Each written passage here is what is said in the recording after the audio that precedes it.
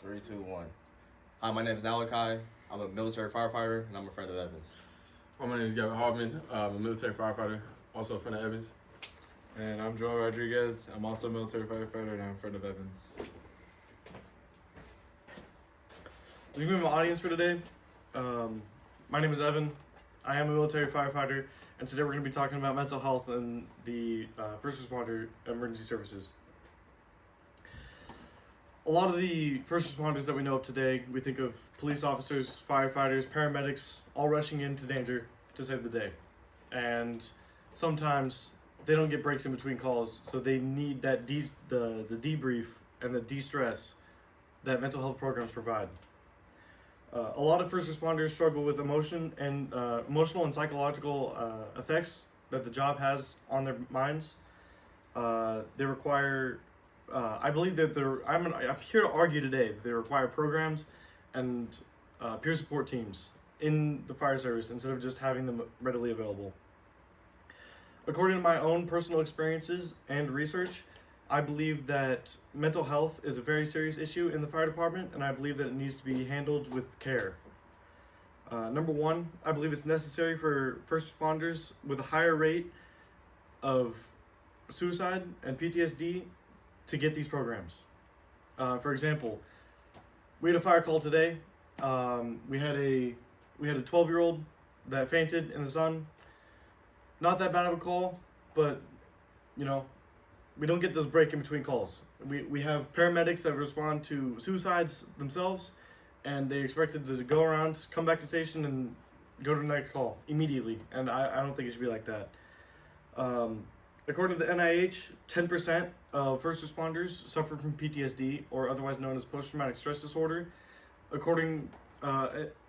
compared to the 3.5% of the general population. First responders and mental health, first responders is expected to be strong-willed, and not need this mental help. It's the stigma created behind it. It shows that you are weak if you seek help, and you need to be resilient in order to do this job. And I completely disagree with that. I think if you actually seek help, that you are strong, and you know that you need to be taken care of. In order to be tough and resilient, people say that it decreases the help that you can receive, and the stigma created behind it is terrible. According to the SAMHA, 30% of the first responders experience behavioral health disorders, alongside PTSD, depression, anxiety, sleep disorders. I believe mandating mental health and mandating mental health programs would decrease our numbers from that 30%.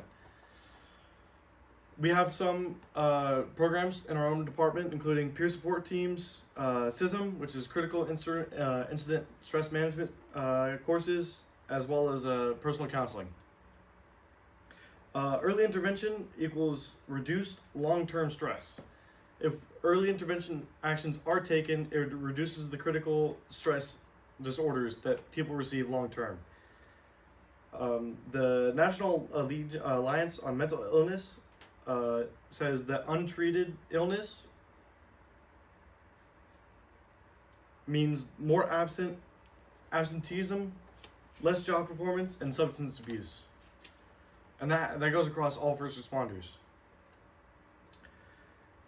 People might say, oh, these programs are too expensive or they're unnecessary. I completely disagree. The cost that is put onto these programs is going to cost way less than the long-term stress and what it's going to cost for those firefighters' lives down the road. I believe that critics would argue if they provide these, they already imply these employee assistance programs, so I think other programs are unnecessary. It's not true.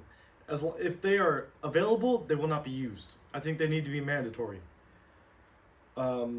Long-term costs completely outweigh the short-term prevention and treatment. I believe that if we attack the problem now, that there will be less long-term stressors that affect our mental health. if I was in charge, I would mandate evals, training, counseling, peer support, and I would make them at least biannually, if not after every critical incident. Mental health is also physically or linked to physical health as well, so it would affect both sides. Today we talked about higher rates of suicide and mental health disorders in first responders other than the general public. We talked about the stigma behind seeking mental health in these first responder environments, and we talked about how mandatory was more helpful than just making it readily available. First responders, they answer our calls for help, and I believe that their calls should be answered when they ask for help. Thank you. Do you have any questions? What are some things that first responders can do on a day-to-day basis to help with stress? We definitely have some breathing exercises, and getting enough sleep is one of the two main things that me personally I use for to de-stress. But we also have those mental health programs in place for that. No other questions? Would these mental health programs be conducted on duty or off duty, or either or both? I believe we would have one on duty and one off duty. I know it's hard to get everyone to participate off duty, but I believe to allow that that privacy is very important, and I think that would be really helpful in people feeling more comfortable seeking that mental health. Thank you guys for your time.